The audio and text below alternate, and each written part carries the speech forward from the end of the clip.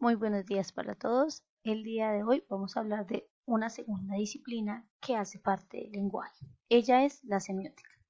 Recuerden que en clases anteriores ya habíamos hablado de la lingüística, que la lingüística era la ciencia que se encargaba de estudiar el lenguaje, sus reglas, cómo está compuesto, entre otras características.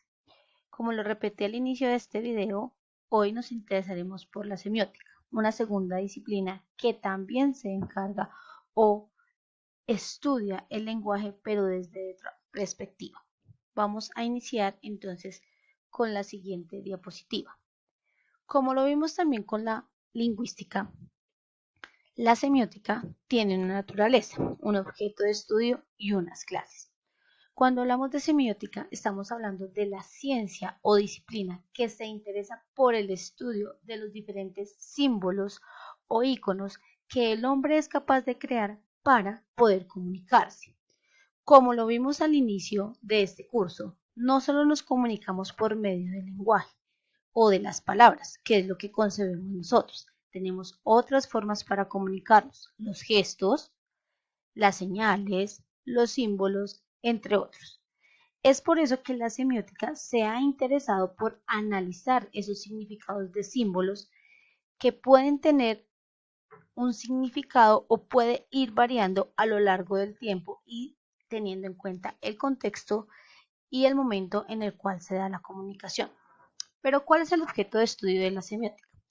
La semiótica se interesa por dos cosas. Uno, el estudio de los signos y otro, el sistema de significación y comunicación.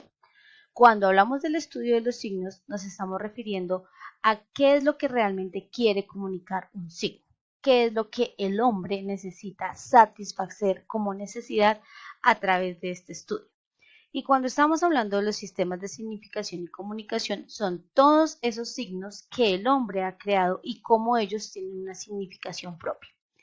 Sin embargo, pues, a manera más específica, la semiótica tiene unas clases. Podemos abordar la semiótica general, podemos abordar la semiótica específica, podemos abordar la semiótica de la producción de mensajes, la semiótica de la interpretación, la semiótica teórica, la semiótica descriptiva y la semiótica aplicada. A continuación, explicaremos cada una de estas clases. Clases. Como lo dijimos en la anterior diapositiva, tenemos entonces semiótica general, semiótica específica, producción de mensajes, de la interpretación teórica, descriptiva y aplicada. Cuando estamos hablando de la semiótica general, es aquella que nos da cuenta del sistema de signos, es decir, de cuáles han sido los signos que el hombre ha creado, cómo los ha creado y para qué los ha creado, es decir, cómo podemos analizar un signo, que lo veremos más adelante. Cuando hablamos de una semiótica específica, hacemos referencia a las gramáticas. Como lo veíamos con la lingüística, los signos también tienen reglas para su sistema y para su realización. Por ejemplo, si hablamos del cine, el cine tiene sus propios símbolos que nos van a permitir entender cómo es que se hace una producción cinematográfica. Por ejemplo, los ángulos, los planos, los colores, las imágenes.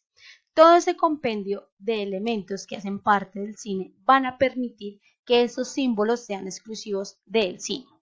Si hablamos de una historieta, entonces nos daremos cuenta que tiene su estructura. Por ejemplo, su estructura está basada en viñetas. Cuando hablamos de viñetas, estamos hablando de cada uno de los recuadros que hace parte de la historieta. Como otro símbolo, tienen los globos, la imagen, entre otros elementos que van a permitir que eso sea exclusivo de la historieta.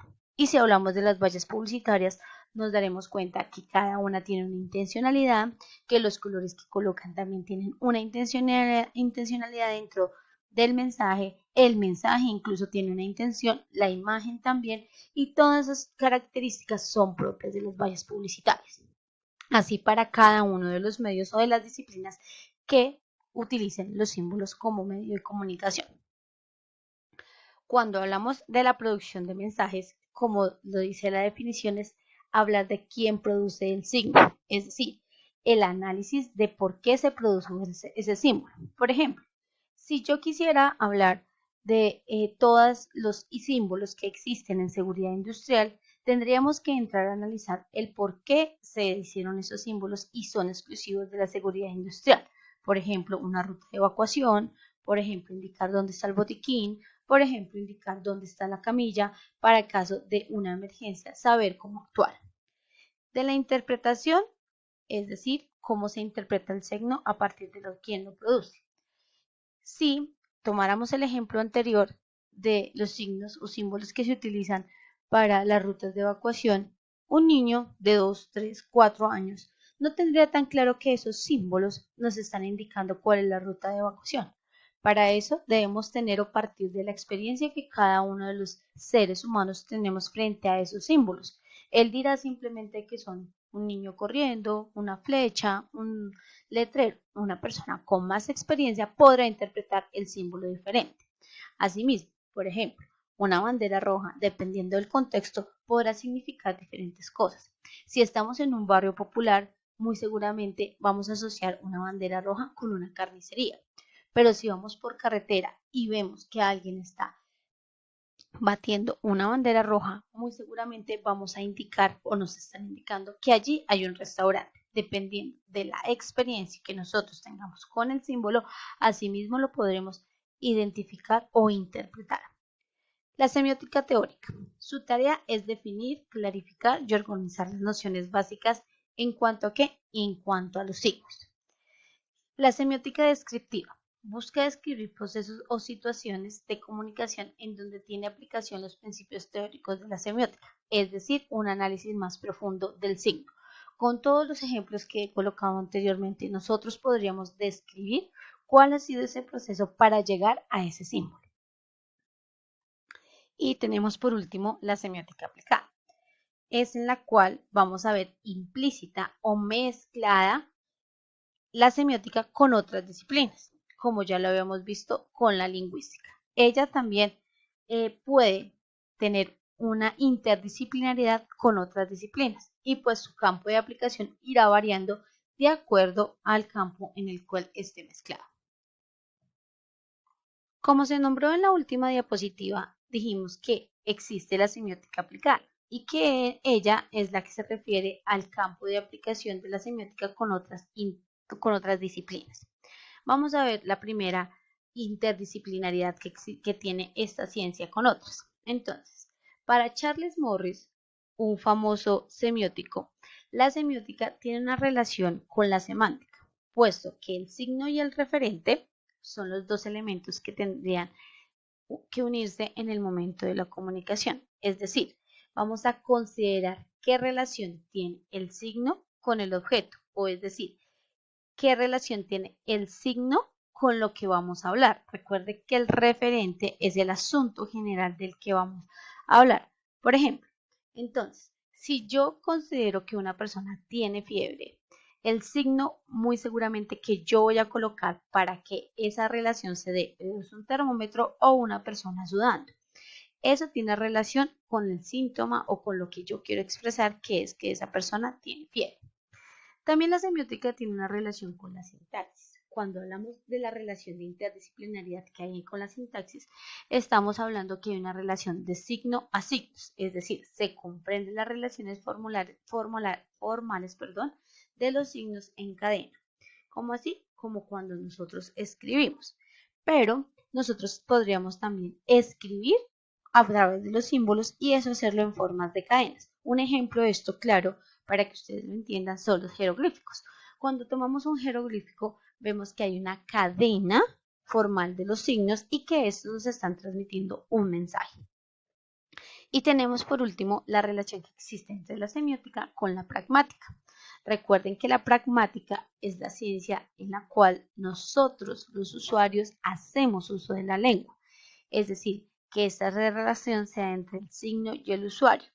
Es decir, estamos viendo qué relación hay del hablante con el oyente en cada uno de sus actos de habla o en su discurso para poder interpretar y actuar a través de la semiótica como un modo de comunicación.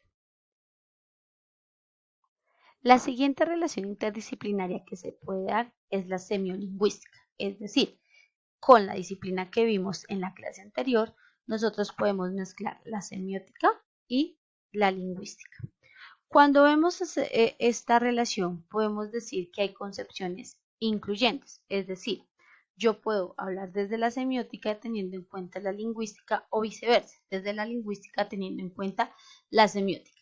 Cuando esto se da o cuando no los quiero tener como concepciones incluyentes, nace la semiolingüística. ¿Qué sería la semiolingüística? Es el hecho de cómo interpretamos la unión que hay entre el lenguaje y los símbolos. Sin embargo, cuando hablamos de semiótica, no podemos dejar de lado dos conceptos o dos identidades que pueden aportar mucho a esta disciplina, como son la cultura y la sociedad. La cultura y la sociedad son dos aspectos importantes dentro de la disciplina, puesto que ellos aportan información valiosa para que la disciplina se vaya desarrollando y para que tenga sentido todos los símbolos y signos que allí se creen. Para eso hemos destacado 4 autores. El primero es Pérez Grajales. Él indica que la semiótica social, influenciada por significados culturales e ideológicos, y que los signos se introducen en la vida social. Es decir, que la semiótica se da por medio de la vida social. Es decir, que cada interrelación que tenemos nosotros con otras personas permiten que la semiótica avance en la creación de sus signos. También tenemos a Humberto Eco, quien afirma que son los signos los que nos permiten vivir en sociedad o si la sociedad en que vivimos no es otra cosa que un complejo sistema de signos. Es decir, nosotros tenemos la obligación o estamos obligados a vivir en medio de signos y a interpretarlos. No habría sociedad sin unos signos. Pérez Martínez afirma por su lado que la semiótica lleva en sí la cultura, sin que necesite ser una especificación. Es decir, que para que haya semiótica es la cultura la que nos permite que esta disciplina surja. Y por último encontramos a Poyatos, quien afirma que las conductas de comunicación se rigen por los patrones que rige la cultura, palabras, tono de voz, gestos, pancartas, la forma, etc. Bueno, hasta este momento hemos hablado de las particularidades generales de la semiótica, pero en sí, creo que muchos se estarán preguntando qué es un signo y por qué tenemos nosotros que abordar y estudiar los signos. Bien, un signo es cualquier cosa que evoca en el pensamiento la idea de otro. Por ejemplo, nosotros al pronunciar diferentes palabras de nuestra lengua, en nuestra mente se van haciendo figuras o símbolos que, de acuerdo a nuestra experiencia, nos permiten asociar esa palabra con un referente o con una imagen. Por ejemplo, si yo les digo pronuncien papá, muy seguramente en su mente, lo primero que se va a hacer es la imagen de su propio papá o de un hombre. Lo mismo ocurriría con mamá. Cada palabra que yo pronuncie me va a evocar en mi mente algún pensamiento de esa idea que yo tengo, pero eso depende de la experiencia. Si por ejemplo tomáramos la palabra coche, dependiendo de la experiencia que cada uno tuviéramos, algunos podrían afirmar que coche o en su imagen podrían tener un coche de bebé. Otros podrían decir no, coche para mí es la palabra con la cual se refieren los mexicanos a un carro y así sucesivamente. Lo mismo ocurriría con la palabra gato. Algunos dirán que es el animal doméstico que tenemos en nuestras casas que toma leche, otros dirían que no, que el gato es el aparato hidráulico que necesitamos para poder cambiar una llanta o levantar un carro y así sucesivamente. Los signos entonces se pueden clasificar en naturales y artificiales. Cuando hablamos que un signo es natural es porque es un signo que ha sido creado por la naturaleza misma. ¿Pero por qué? Porque el hombre aprende a descifrarlo, ¿sí? Con el tiempo y con la experiencia es que puede interpretar ese signo. Por ejemplo, una nube negra por lo general nos va a indicar que puede haber lluvia. La huella nos puede indicar que hay presencia de un animal o de una persona. Cuando hablamos de los signos artificiales, entonces estamos hablando de los signos que han sido creados por el hombre con una intención de comunicar. Ellos se subdividen en dos clases, los iconos y los símbolos. Cuando hablamos, bueno, como lo dijimos en nuestra última diapositiva, entonces los signos se clasifican también en artificiales. Cuando hablamos de signos artificiales, estamos hablando de aquellos que han sido creados por el hombre con la intención de comunicar. Sin embargo, estos se subdividen en dos clases, en iconos y símbolos. Los iconos son aquellos que tienen una relación directa con el significante y el significado. Por ejemplo, los mapas.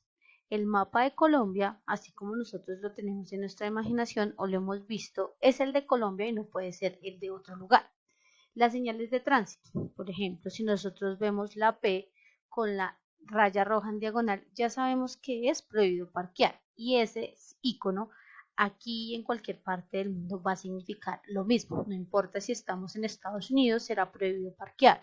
No importa si estamos en Europa, será prohibido parquear. Los símbolos, por el contrario, su significado surge de un acuerdo y hay una relación entre el significante y el significado. Sin embargo, esa relación es circunstancial, es decir, dependiendo del contexto en el que nos desenvolvamos. No es algo universal como el icono. Por ejemplo, los signos lingüísticos. Cuando hablamos de los signos lingüísticos, cada una de las palabras que creamos en nuestro idioma son diferentes. Por ejemplo, si yo digo gato en español es G-A-T-O, pero si yo digo gato en inglés será C-A-T, y así con cada una de las palabras o los signos lingüísticos. Asimismo, por ejemplo, las matemáticas. Las matemáticas tienen unos símbolos propios de ellos. Por ejemplo, para representar la suma utilizamos el más. Para identificar la multiplicación utilizamos el por o un punto. Para dividir utilizamos la rayita con los dos punticos o un backslash. Eso en matemáticas. Pero si yo utilizo esos mismos símbolos, digamos en español, para mí la crucecita será una crucecita, el por será un asterisco, el backslash será para separar palabras y así sucesivamente. Dependiendo del contexto, ¿sí? El símbolo va a significar algo diferente. Bueno, como lo vimos en la diapositiva anterior, hablamos de qué es un significante y un significado.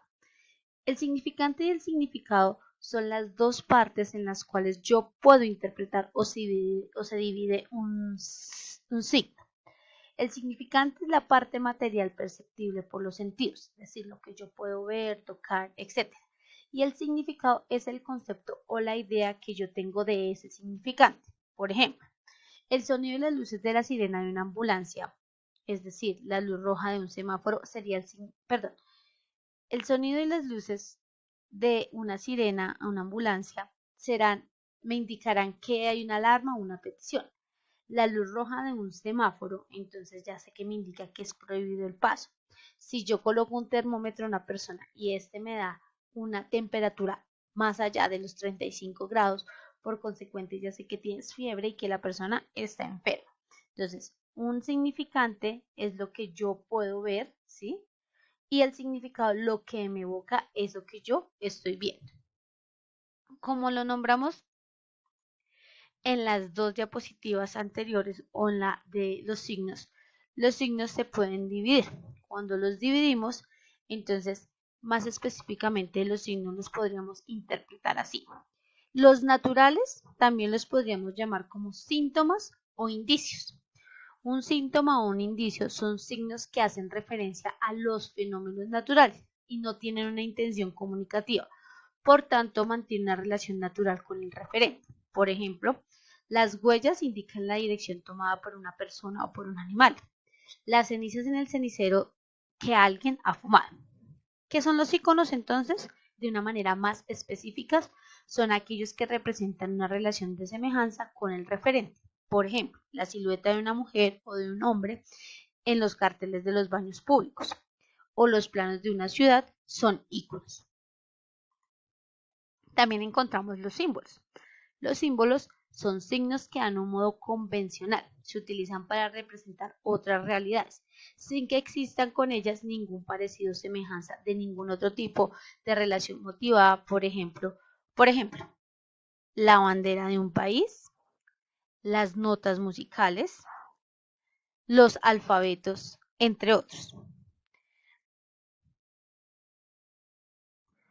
Bueno, hasta acá hemos visto qué es un signo de manera general y hemos entonces referido qué es el significante y qué es el significado. Sin embargo, existe otro tipo de signo que es exclusivo de las lenguas y es el signo lingüístico. El signo lingüístico es el que utilizamos en la formación de una lengua y como cualquier otro signo se compone de dos planos que se relacionan entre sí, el significante y el significado. Por ejemplo, la palabra gato, que se referencia con la G, A, T, O, ese es el significante que yo tengo, la palabra. El significado es lo que me evoca a mí esa palabra. Entonces, para mí esa palabra sería animal doméstico de la familia de los felinos. Pero el referente que yo tengo es la realidad extralingüística a la que me remite el signo. Es decir, que en mi memoria lo que se va a aparecer es esa imagen que tengo del gato que yo concibo o con el cual he tenido una experiencia. Esto pasa en todas las lenguas. Si yo hablara también del inglés, pues entonces ya el significante no sería G-A-T-O, sino C-A-T. Pero el significado va a ser el mismo y el referente muy seguramente el mismo. Todo signo lingüístico entonces se caracteriza por que es lineal, arbitrario, mutable e inmutable y articulado. Cuando hablamos de que un signo lingüístico es lineal es porque sus elementos, al igual que el signo respecto al otro, se presentan uno tras del otro en línea del tiempo, es decir, en una cadena hablada y en el que el espacio y en el que se manifiesta a través de la escritura. Por ejemplo, como tomamos el ejemplo anterior de la diapositiva, gato, dice G-A-T-O, lo manifiesto de forma escrita, lo puedo manifestar también a través de un dibujo y la secuencia de cada una de las letras es lineal. No sería gato si yo no coloco en ese mismo orden cada una de las letras. Si yo dijera T-O-G-A, diría toga y eso es otra palabra muy diferente a gato. Es arbitrario porque la relación entre el significado y el significante no responde a ningún motivo. Se establece de modo convencional. Cada lengua la usa para un mismo significado y un significante distinto. Es decir, que en cada lengua se pueden hacer las acepciones de esa palabra y dependiendo de la palabra, asimismo, pues esas excepciones se darán. Eso sucede mucho en el inglés. Por ejemplo, si ustedes retoman la palabra play, que es un verbo jugar, play puede ser jugar, pero también play puede ser tocar. En español puede suceder lo mismo con muchas palabras. Vamos a retomar también el ejemplo de gato. Gato, en la generalidad decimos que es el animal doméstico, pero también gato puede ser una forma o un aparato hidráulico que me permite levantar un carro. Es de carácter mutable e inmutable. Por ser arbitrario, el signo no depende de ningún hablante en particular. Es decir, no quien produzca el mensaje es de quien va a depender la comunicación. Es inmutable, permanente, ningún individuo lo puede cambiar.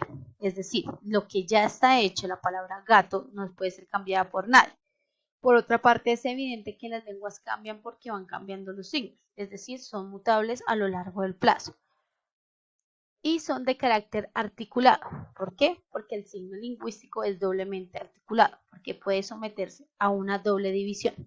Según la primera articulación, el signo se descompone en dos partes, como lo hemos visto hasta ahora, significado y significante, susceptibles de ser utilizadas en otros contextos. Las unidades de esta primera articulación se denominan monemas, es decir, cada una de las letras, retomo el ejemplo de gato, que conforman esa palabra. La G, la A, la T, la O, a esos le denominamos monemas. Y según la segunda articulación, el signo se divide en unidades más pequeñas sin significado, pero que son distintivas. Las unidades de esta segunda articulación son los fonemas. Si un signo lingüístico cambia alguna fonema, cambia también su significado. Entonces, si yo no coloco G, sino pongo la letra P, sería pato. Y ya no es el gato, sino el pato. Bueno, con esto hemos terminado la explicación de lo que es el signo o más exactamente la semiótica. Recuerden que la semiótica es la disciplina que se ocupa de estudiar los signos de manera general. A continuación en la plataforma encontrarán la asignación para esta clase. Espero que les sirva. Voy a adjuntar las dos cosas. La presentación solita sin el audio. Recuerden que el audio o los dos videos están divididos en parte 1 y parte 2 para que ustedes escuchen la explicación.